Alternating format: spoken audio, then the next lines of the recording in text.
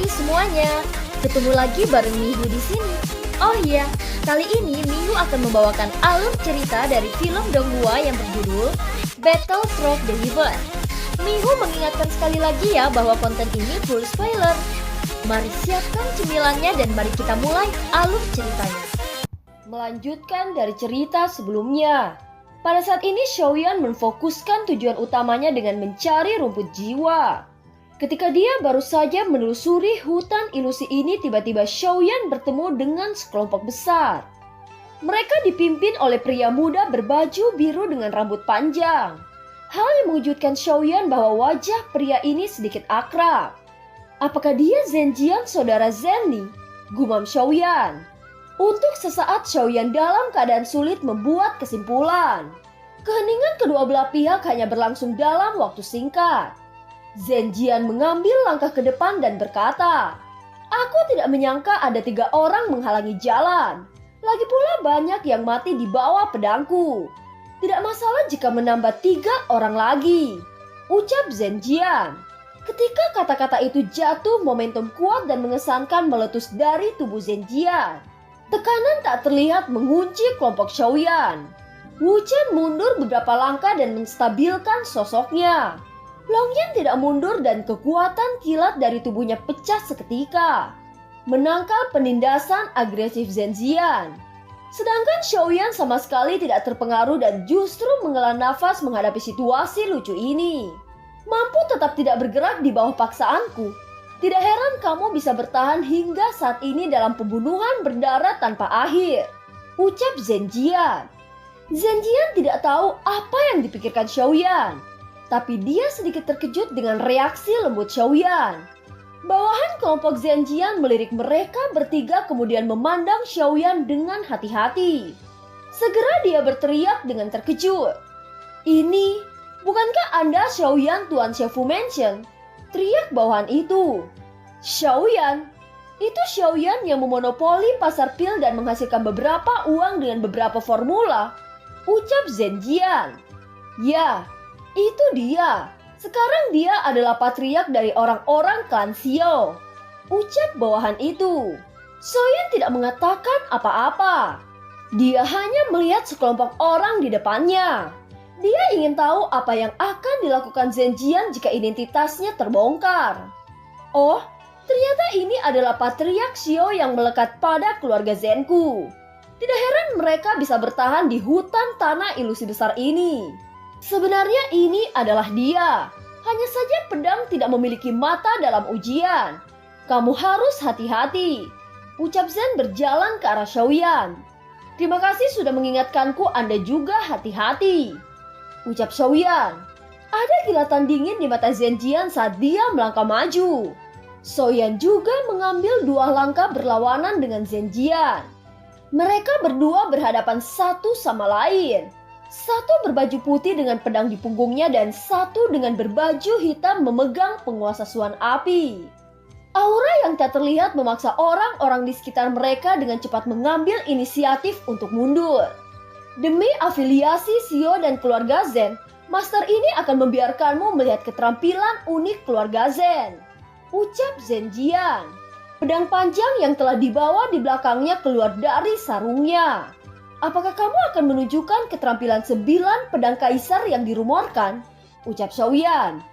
"Ini adalah pedang Ho, salah satu pedang terbaik dalam koleksi keluarga Zen. Aku ingin melihat apakah Anda bisa menahan 9 gaya pedang dariku. Sejak saya memasuki Gua Darah, saya jarang melepaskan sarung pedang ini. Dengan ini bisa dikatakan bahwa saya sangat menghargaimu," ucap Zhenjian. Pada saat ini ketika pedang emas berdengung, lapisan tebal cahaya kemasan mekar dari pedang bilah pedang itu. Pedang ini dapat mengintegrasikan serangan dan pertahanan dalam satu gerakan. Oleh karena itu keterampilan ini sangat dihargai oleh keluarga Zen. Xiaoyan mengeluarkan api langit dan penguasa kuno setelah Zhenjian menunjukkan pedang kaisarnya. Nyala api ini bahkan mengubah suhu di sekitar berubah menjadi panas yang ekstrim dan dingin yang ekstrim. Ternyata ada api langit. Tidak heran kamu dikenal sebagai seorang jenius. Sayangnya kejeniusan itu hanya tergantung pada target. Ucap Zenjian. Pedang kaisar gaya pertama. Teriak Zenjian. Zenjian melayang ke langit dan jatuh ke bawah seperti burung nasar. Menghadapi ini Xiaoyan bahkan tidak bergerak sama sekali.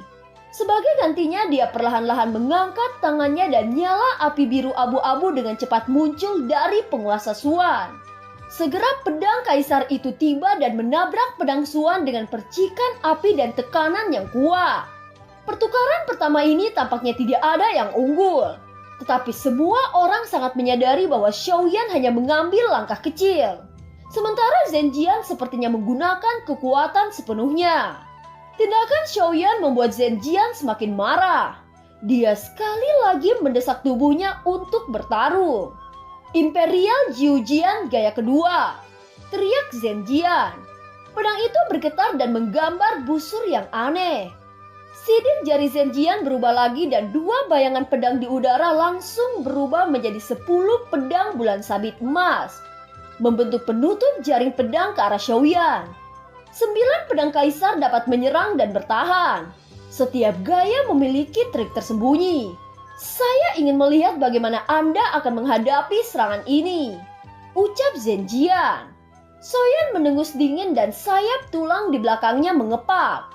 Kecepatannya tiba-tiba meningkat menjadi ekstrim sesuai dengan gaya tubuh. Jaraknya melebar dalam satu pergerakan. Senyum Zenjian segera menghilang melihat kecepatan ini. Orang ini benar-benar tidak bisa diremehkan. Ucap Zenjian. Xiaoyan mulai sedikit memiliki pemahaman baru tentang pedang 9 kaisar. Segera dia menoleh dan berkata, "Lanjutkan," ucap Xiaoyan. Imperial Jiujian gaya ketiga. Teriak Zenjian. Gagal memukul 2 kali berturut-turut, Zenjian menjadi marah dan marah. Xiaoyan dari awal hingga akhir sekarang bahkan belum menggunakan keterampilan bertarung selama kontak. Hanya untuk menikmati dan menonton pedang 9 kaisar yang legendaris. Dari perspektif sumber daya, keluarga Zen memiliki banyak pil dan keterampilan bertarung tingkat lanjut yang tidak dapat dilakukan oleh jenius lain. Tetapi sekarang seseorang yang baru datang ke daratan Dodi bahkan telah menghancurkan gaya 9 pedang kaisar dengan mudah. Pada saat ini harga diri Zenjian dipukul lebih keras dari sebelumnya. Dia menatap Xiaoyan dengan mata merah dan niat membunuh mulai muncul di dalam hatinya. Imperial Jiujian gaya ketiga. Gaya keempat, gaya kelima. Teriak Zenjian. Ada lompatan kualitatif dalam setiap gaya pedang 9 kaisar. Selanjutnya aku akan membiarkanmu melihat pembunuhan sejati dari pedang 9 kaisar. Ucap Zenjian. Zenjian mengucapkan kalimat ini hampir kata demi kata. Wajahnya menjadi sangat suram. Mata Xiaoyan tiba-tiba menjadi lebih serius. Inilah akan menjadi pertarungan yang sebenarnya dan akan menjadi akhir. Zenjian melayang mengangkat pedang ke arah langit. Zenjian menembak dari pedang 9 kaisar seolah-olah guntur dan kilat umumnya terjalin di udara. Dan pedang itu membengkak tajam pada bilahnya. Dalam sekejap mata berubah dari pedang panjang menjadi pedang raksasa. Ini adalah bentuk terkuat yang telah Anda kuasai. Sangat bagus, ucap Xiaoyan. Xiaoyan akhirnya bersemangat dan tubuhnya dengan cepat bergegas ke Zenjian. Pada saat ini kelompok Zenjian yang menyaksikan secara langsung tidak bisa untuk tidak berseru. Aku tidak menyangka bahwa orang-orang Xio di negara terpencil bisa menghasilkan seorang jenius. Ini akan menjadi pertarungan yang akan menentukan, ucap bawahan keluarga Zen. Namun Master menggunakan gaya kelima pedang 9 kaisar. Itu adalah pedang yang menghancurkan dunia. Bagaimana orang Xio itu bisa menanganinya? Jawab bawahan dari keluarga Zen. Sementara percakapan pribadi terdengar dari kelompok Zenjian. Api merah muda melonjak dari tubuh Xiaoyan. Itu menyatu dengan penguasa Xuan api tiba-tiba membesar. Semua orang menatap pemandangan itu tanpa berkedip. Dengan keras penguasa api raksasa dan pedang emas raksasa saling menyentuh. Kerumunan merasakan getaran hebat seolah-olah telah terjadi gempa bumi. Sebelum mereka punya waktu untuk mengontrol keseimbangan mereka melihat pedang emas raksasa Zenjian meledak, segera pedang itu kembali menjadi ilusi dan sosoknya telah jatuh menabrak tebing yang berat. Orang-orang Orang-orang di sisi Zenjian semua membuka mulut dengan tidak percaya menatap kosong pada semua ini. Mereka tidak percaya saat melihat sosok Xiaoyan berjubah hitam berdiri di udara tanpa ada luka sedikit pun. Lusinan penjaga membentangkan tubuh mereka dan bergegas ke Zenjian yang tertutupi oleh reruntuhan batu. Zenjian berjuang untuk berdiri dan tangannya gemetar. Dia membuang bawahannya yang datang untuk membantu.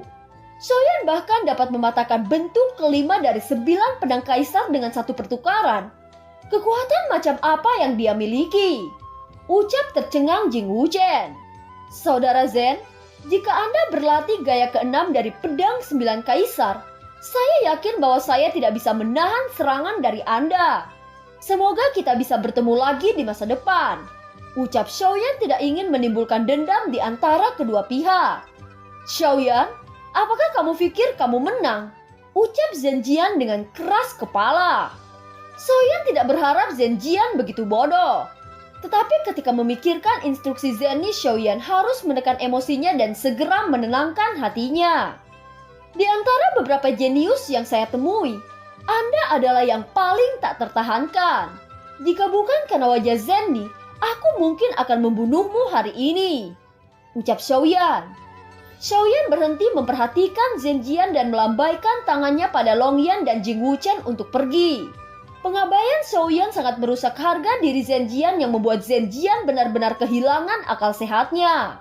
Zenjian dengan susah payah berdiri saat dia tiba-tiba berteriak. Imperial Jiujian gaya ke-6. Teriak Zenjian.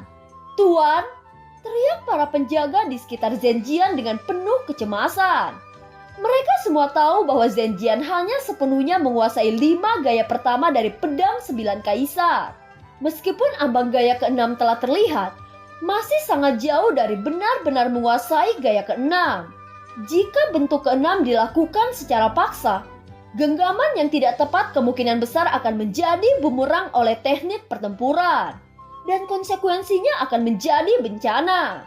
Jika sesuatu terjadi pada Zenjian, tidak ada dari mereka yang bisa lolos dari kesalahan karena perlindungan yang tidak efektif. Bagaimana mungkin mereka tidak terburu-buru? Sayangnya kemarahan ekstrim telah membuat Zenjian kehilangan akal sehatnya.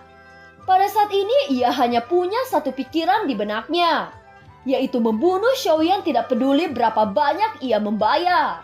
Karena hanya dengan membunuh Xiaoyan semua rasa malu bisa dihilangkan.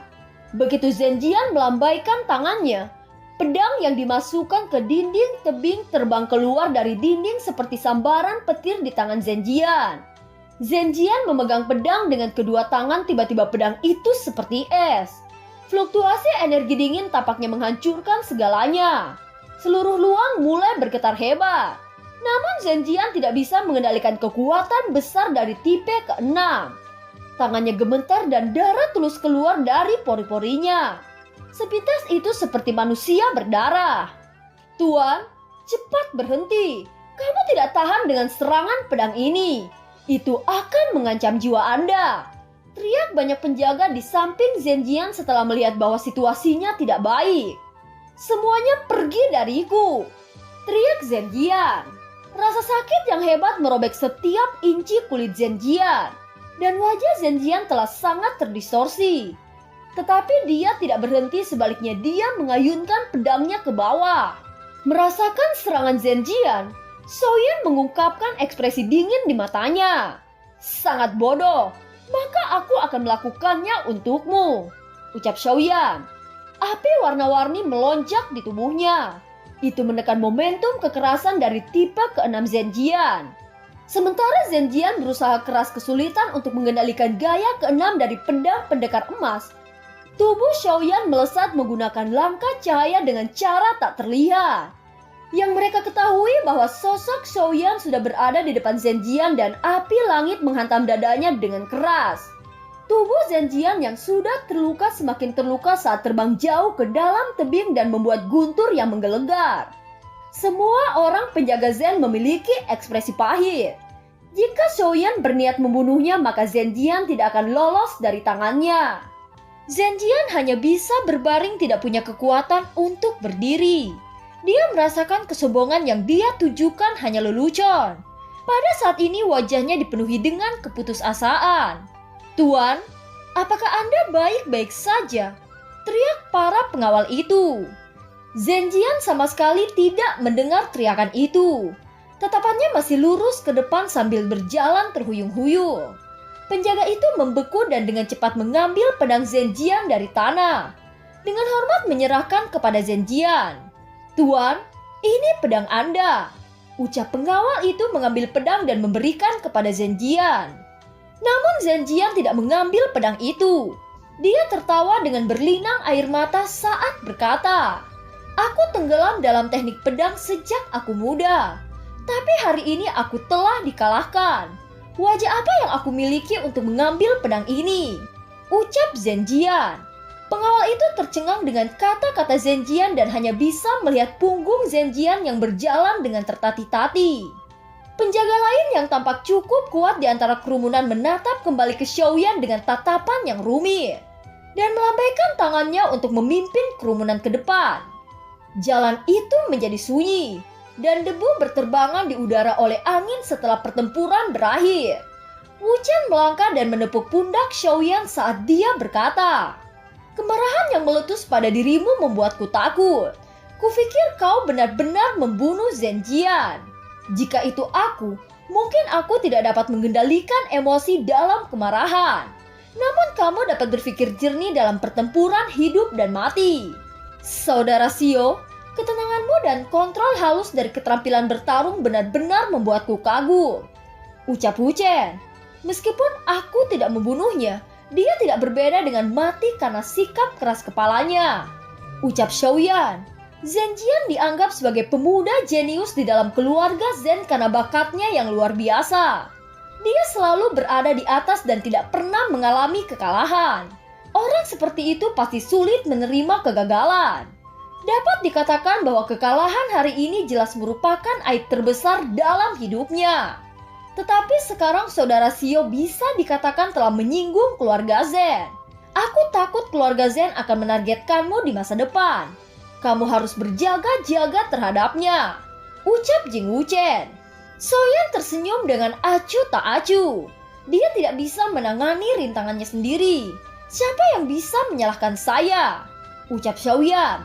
Setelah Xiaoyan mengalahkan Zhenjian, Xiaoyan duduk bersandar. Perlahan-lahan malam telah tiba dan bulan darah di langit tampak lebih dingin. Aku sudah menunggu untuk waktu yang lama. Mengapa aku tidak dapat menemukan rumput ilusi? Gumam Xiaoyan. Malam semakin gelap. Angin bertiup dan jalan gunung sangat sepi. Pada saat yang sama bulan darah di langit tiba-tiba menjadi lebih terang. Seberkas cahaya diproyeksikan dari bulan darah dan jatuh di perisai. Begitu diterangi oleh seberkas cahaya, perisai itu membentuk lubang sekitar 5 meter. Wu Chen melompat dengan gembira, menunjuk ke lubang bundar dengan panik. Ini pasti pintu masuk ke dinding bagian dalam. Ayo pergi, teriak Wu Chen. Xiaoyan melangkah maju di bawah sinar bulan darah dan jatuh ke lubang bundar. Ketiganya langsung melompat ke lubang cahaya. Mereka bertiga baru saja memasuki lubang, tiba-tiba kekuatan misterius membungkus mereka bertiga. Ketika ketiganya muncul, mereka sudah berada di ruang lain. Wu Chen menggelengkan kepalanya yang masih sedikit pusing.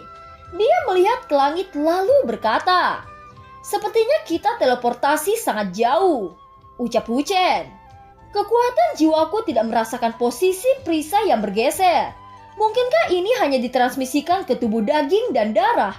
ucap Xiaoyan. "Kurasa aku mengerti sekarang. Lubang bundar ini adalah pintu masuk tanah magis.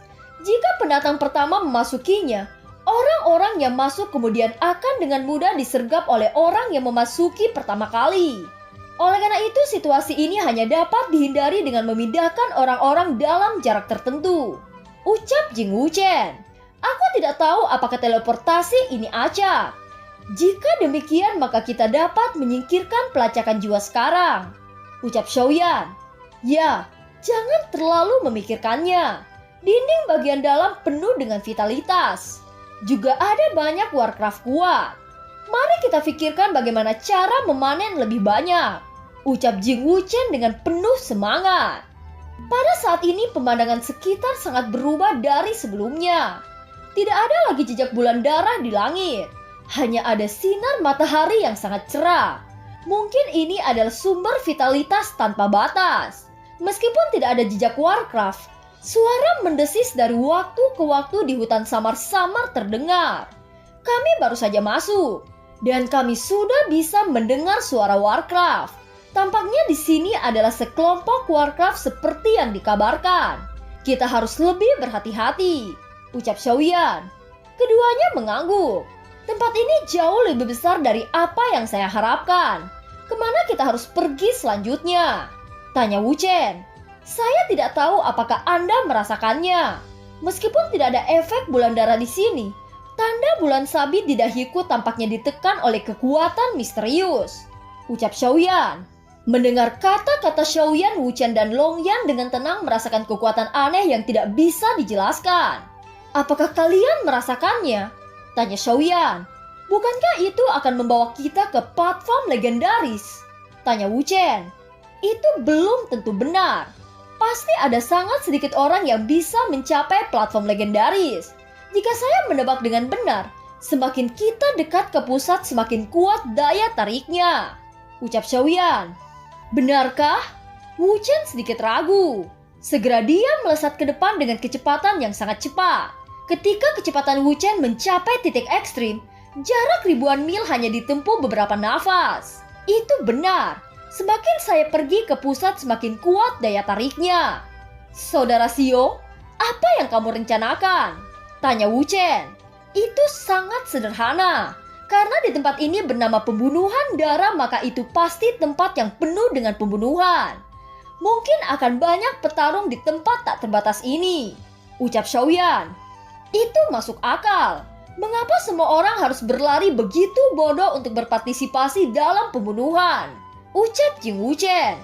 Apakah Anda lupa kata-kata penjaga tanah ilusi? 10 orang yang paling menonjol dalam pembunuhan darah akan menerima hadiah yang paling dermawan, ucap Xiaoyan. Kalau begitu mari kita bergegas untuk mendapatkan hadiah. Dengan kekuatan kita saya yakin kita pasti masuk 10 besar, ucap Wu Chen. Biarkan orang-orang ini saling membunuh. Kita akan mengambil keuntungan dari pembunuhan mereka. Lebih baik kita mengambil harta di sarang Warcraft. Aku baru saja menyelidiki dengan kekuatan jiwaku. Sebagian besar Warcraft hanya bintang awal hingga bintang 5. Dengan kekuatan kita bertiga bahkan Warcraft bintang 6 awal tidak masalah, ucap Xiaoyan. Keduanya membuat keputusan mereka bertiga segera bergegas ke tempat sarang Warcraft. Sesaat kemudian mereka tiba ke lembah yang ditutupi oleh lapisan salju tipis. Di kedua sisi lembah ini tidak ada rumput yang tumbuh. Tiba-tiba suara penjaga hutan ilusi atau yang disebut guardian terdengar di telinga mereka bertiga. Hitung mundur dimulai. Area teleportasi yang tersembunyi di semua bagian hutan ilusi sekarang terbuka. Peta titik teleportasi akan muncul di lautan pengetahuan Anda, ucap suara guardian yang menggema di seluruh hutan ilusi. Saat kelompok Xiaoyan bergegas akan memasuki ruang teleportasi, tiba-tiba dia bertemu dengan kelompok besar. Bukankah Anda bertiga yang dijuluki Sabit Dewa Kematian? Saya mendengar tentang Anda yang menghancurkan 40 orang di lembah, tanya pemimpin kelompok itu. Xiaoyan tidak menjawab dan hanya meliriknya dengan acuh tak acuh. Tenanglah, tujuan kita ke sini untuk membuat kesepakatan dengan Anda. Saya adalah pemimpin kelompok dari Chaos Immortal dan rekan di samping saya dari suku Naga Merah, ucap pemimpin kelompok yang ternyata dari suku Chaos Immortal. Tolong katakan, kesepakatan apa yang Anda inginkan? Tanya Xiaoyan. Saya melihat kekuatan kalian bertiga tidak lemah. Yang terkuat di antara kalian bertiga adalah Anda. Jika saya bertarung dengan Anda, mungkin saya tidak akan bisa mengalahkan Anda. Oleh karena itu, saya ingin membuat kesepakatan dengan Anda. Kita akan bergabung untuk merebutkan 10 tempat teratas. Jika kita bekerja sama, kemungkinan besar para jenius dari keluarga super tidak akan bisa mengalahkan kita, ucap Chaos Immortal. Mendengar ini, Xiaoyan sedikit terkejut. Dia mengingat bahwa King Hao pernah mengatakan kedua suku ini. Memang yang terbaik adalah memperkuat pasukan di saat situasi yang penuh bahaya ini. Selain itu, mereka berdua bukan dari individu yang lemah. Itu akan sangat membantu jika bergabung dengan Xiaoyan. Saya akan menerima tawaran ini. Namun saya memiliki satu persyaratan pada Anda. Saya tidak tahu apakah Anda akan memenuhinya atau tidak, ucap Xiaoyan. Oh, tolong katakan, ucap Chaos Immortal. Kita beraliansi hanya sampai tujuan kita tercapai. Adapun masalah tentang kedua belah pihak maka Anda harus siap untuk membantu, ucap Xiaoyan. Jika hanya itu syaratmu, saya akan setuju. Mulai hari ini kita akan menjadi tim yang akan menjaga satu sama lain, ucap Chaos Immortal dan Naga Merah. Sekarang tim Xiaoyan berjumlah 5 orang. Kelima tim Xiaoyan sangatlah kuat. Bisa dikatakan bahwa mereka berlima adalah seorang jenius super. Segera banyak orang bergegas ke gurun. Ini akan menjadi pertempuran kacau antara hidup dan mati, di mana hanya ada 10 individu yang bertahan dan akan mendapatkan hadiah dari Guardian. Mari kita pergi ke gurun juga, ucap Xiaoyan dengan ekspresi yang dingin. Xiaoyan yang beranggotakan 5 orang terus menyapu di sepanjang jalan. Mereka berlima bertukar pandang sebelum mengangguk dan mengeluarkan kekuatan bertarung terkuat mereka.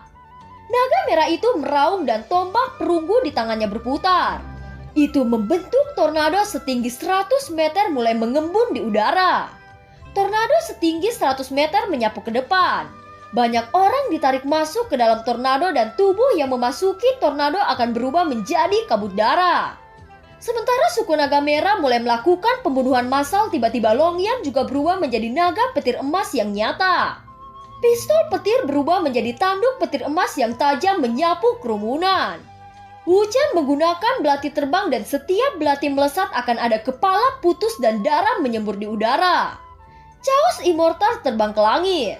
Tubuh Chaos Immortal berubah menjadi binatang raksasa dan turun dengan cepat ke arah kerumunan. Di tengah kerumunan banyak orang yang terhempas oleh kekuatan penghancur ini. Yang terakhir, Xiaoyan memobilisasi kekuatan jiwa dan Yiwa kecil yang lama tidur mulai beraksi. Dia membentuk lotus api yang sangat indah. Itu melonjak menjadi lautan api yang membakar kerumunan Dao di bintang 4. Sekitar 1 jam kemudian perlahan-lahan suara pertempuran berangsur-angsur berhenti dan pembunuhan di hutan ilusi mulai berakhir. Sejauh ini hanya tersedia 100 Daudi yang tersisa. Dengan berkurangnya jumlah orang, tidak ada yang ingin berada di tengah-tengah gurun dan terjebak oleh musuh di semua sisi, terutama mereka yang sedikit lebih lemah. Kerumunan yang berada di pusat perlahan-lahan mulai menyebar menuju gurun di segala arah. Xiaoyan mundur ke arah timur sambil membunuh. Tidak peduli siapa itu selama mereka melihat kelima tim Xiaoyan, mereka tidak mau mundur ke arah yang sama. Namun ada sekelompok besar orang yang mengikuti Xiaoyan dari belakang. Kelompok orang ini berjumlah 100 orang. Jelas mereka ingin mendapatkan hadiah dermawan dari Guardian. Tanda bulan sabit berwarna hitam di dahi tim Xiaoyan membuat mata yang melihat akan berapi-api untuk membunuh. Selama mereka membunuh salah satu dari mereka, maka mereka akan masuk 10 besar. Naga merah dan Jing Wuchen duduk di tanah dengan sangat puas meski kelelahan. Sedangkan Chaos Immortal dan Longyan keduanya membungkuk dan terengah-engah. Begitu juga Xiaoyan yang mulai kelelahan menyuruh Yiwa kecil kembali memasuki tubuhnya. Meskipun semangat juang dapat diisi kembali dengan cairan Qinglin, kekuatan fisik dan kekuatan jiwa dari kelima orang hampir habis. Melihat situasi tim Xiaoyan, pemimpin dari kelompok 100 orang menjadi cerah. Mereka menyebar kemudian mengelilingi tim Xiaoyan. Xiaoyan tidak panik dalam menghadapi ini. Segera dia menoleh ke kelompoknya dan berkata, "Semuanya tetap tenang. Jangan biarkan diri kalian terpisah," ucap Xiaoyan. Setelah mengatakan itu, Xiaoyan memasuki keadaan misterius. Kesadaran yang sangat jelas terbentang di depan Xiaoyan. Semua hal yang telah dialami muncul satu persatu. Kekuatan jiwa Xiaoyan meningkat drastis, seolah-olah pintu perlahan terbuka. Aturan langit dan bumi yang tak terhitung jumlahnya terus-menerus memasuki pikiran Xiaoyan. Apakah ini misteri dari alam jiwa nirvana tahap menengah? Ada kilatan cahaya dalam pikiran Xiaoyan. Aturan langit dan bumi jelas ditampilkan di depan Xiaoyan. Pada saat yang sama energi langit dan bumi memasuki lautan pengetahuan Xiaoyan. Aku sudah memperhatikan orang ini sebelumnya, dan kekuatan jiwanya jelas habis. Bagaimana ini bisa terjadi? Ucap pemimpin kelompok dari 100 orang itu. Ketika tingkat jiwa Xiaoyan menembus nirvana tingkat menengah, 100 orang yang mengepungnya sangat terkejut. Mereka memandang Xiaoyan dengan tak percaya. Mereka tidak bergerak dan berhenti dalam ketakutan. Keempat orang di sisi Xiaoyan memandang Xiaoyan dengan penuh keheranan. Bagaimana mungkin hanya dalam sekejap aura Xiaoyan membumbung tinggi?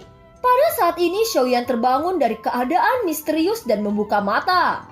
Dia merasakan kesegaran yang tak terbandingkan.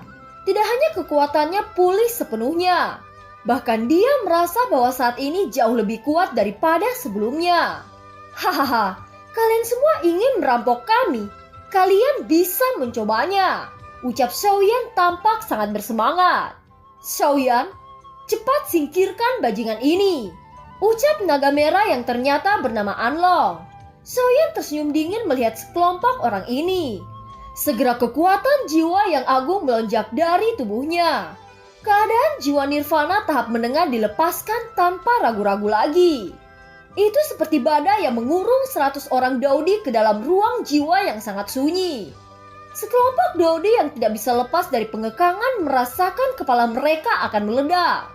100 Daudi bintang 4 terjebak di dalam ruang yang dipenuhi kabut merah. Mereka tidak mengerti apa yang sedang terjadi. Chaos Immortal, Naga Merah Wuchen, dan Longyan semuanya saling menatap dengan terkejut. Pada saat ini Xiaoyan tampaknya menjadi penguasa ruang ini.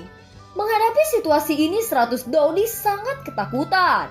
Mereka menyerang membabi buta tetapi tidak ada fluktuasi sedikit pun di ruang ini. Di ruang ini kalian hanyalah semut sepele. Rasakan kemarahan Dewa Asura. Ucap Xiaoyan bergema di telinga mereka. Ketika kata-kata Xiaoyan baru saja jatuh dan ombak darah setinggi 1000 meter menerjang 100 Daudi bintang 4. 100 orang yang diterjang ombak darah berteriak dengan histeris sebelum mereka runtuh. Setelah beberapa saat mereka jatuh tanpa nafas di depan mata kelompok Xiaoyan. Setelah melakukan serangan ini tubuh Xiaoyan menjadi sangat lelah.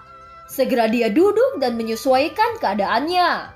Setelah menyaksikan adegan mengerikan ini, pikiran Chaos Immortal dan Naga Merah menjadi tumpul. 100 Daudi dengan kekuatan besar jatuh dalam beberapa detik. Itu membuat mereka akan semakin menghormati Xiaoyan. Waktu terus berlalu. Suara pedang masih samar-samar terdengar di gurun yang luas ini. Xiaoyan yang menutup mata kini sudah mulai membuka matanya menatap sisi timur gurun. Tidak ada seorang pun kecuali 5 orang tim Xiaoyan. Ada banyak mayat dan bau darah yang menyengat. Saat ini keempat orang telah memulihkan kekuatan fisik mereka. Ayah, apa kamu baik-baik saja? Tanya Longyan. Tidak ada yang bisa terjadi padaku. Jawab Xiaoyan tersenyum. Xiaoyan, jika saya menebak dengan benar, sebelumnya Anda melakukan pertempuran jiwa kan? Kekuatan itu benar-benar menakutkan. Tetapi bukankah squelnya cukup besar? Ucap Chaos Immortal. Kamu seharusnya sudah menebak bahwa kekuatan jiwaku telah menembus ke tingkat keadaan nirvana. Kekuatan jiwa alam nirvana jauh dari sebanding dengan keadaan Daudi. Kekuatannya setidaknya beberapa kali lebih kuat dari puncak keadaan Daudi. Dan itu tidak ada biaya dan atau gejala sisa setelah seseorang memasuki alam jiwa nirvana. Hanya saja aku baru menembus kekuatan jiwa nirvana dan belum sepenuhnya stabil. Oleh karena itu tubuhku menjadi lelah. Ucap Xiaoyan menjelaskan. Jadi begitu. Wajah tegang Chaos Immortal akhirnya memberikan senyum lega. Selamat kepada saudara Xiaoyan untuk kekuatan Anda. Ucap Naga Merah Along. Hahaha, saya terlalu sering dibuat terkejut oleh saudara Xiaoyan. Oleh karena itu saya sudah menyiapkan diri. Ucap Jing Wuchen tertawa terbahak-bahak. Dengan kemajuan saudara Xiaoyan, kelompok kita akan semakin kuat.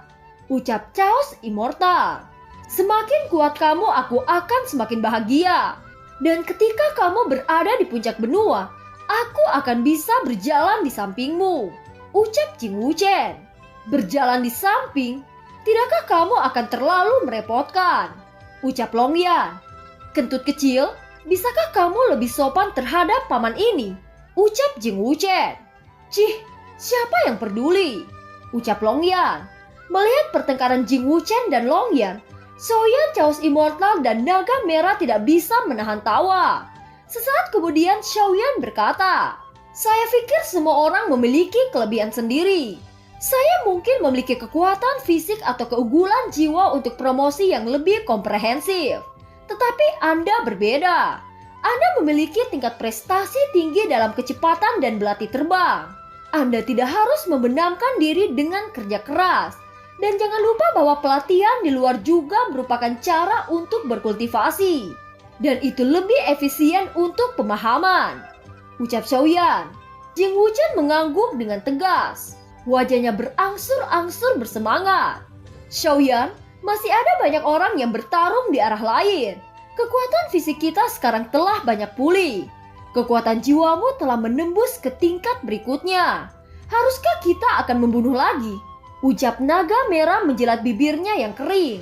Dan cahaya berapi menyala di matanya. Semua orang menatap Xiaoyan dan tertawa menunggu Xiaoyan untuk membuat keputusan. "Kurasa dunia fantasi akan ditutup. Kita tidak perlu membunuh beberapa lagi," ucap Xiaoyan. "Ini juga benar. Sekarang hanya ada sangat sedikit orang. Yang terbaik menyiapkan kekuatan untuk saat yang tepat," ucap Chaos Immortal. Naga Merah dan lainnya setuju dan mengangguk. "Ketika saya pertama kali memasuki dunia fantasi, total ada sekitar 50.000 orang. Setelah pembunuhan dan pembunuhan di luar ada lebih dari 10.000 orang yang akhirnya sampai ke hutan belantara. Tetapi sekarang saya khawatir hanya ada sekitar 1.000 orang. Itu terlalu kejam," ucap Chaos Immortal tertawa. "Namun semakin sedikit orang yang selamat, semakin baik untuk kita.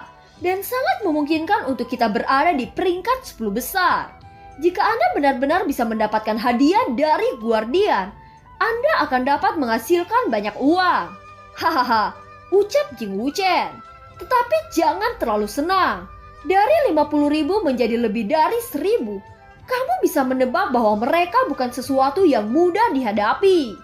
Dengan kata lain, mereka yang tersisa pasti luar biasa," ucap Naga Merah. Chaos tersenyum tetapi tidak melanjutkan topik ini.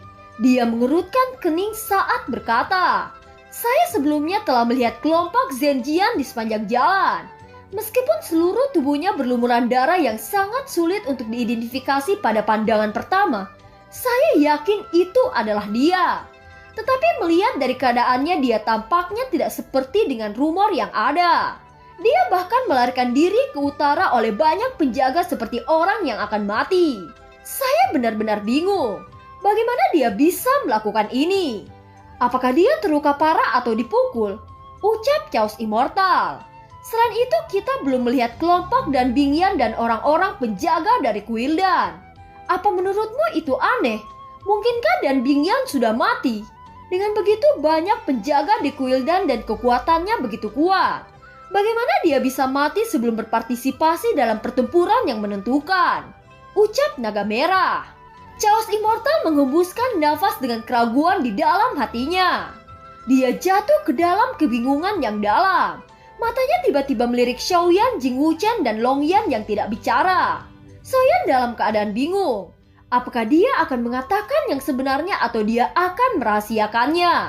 Masalah ini melibatkan Kuildan yang kuat. Dan jika dia tidak berhati-hati, dia mungkin melibatkan saudara-saudara ini dalam resiko. Masalah itu pada akhirnya akan diungkapkan kepada dunia.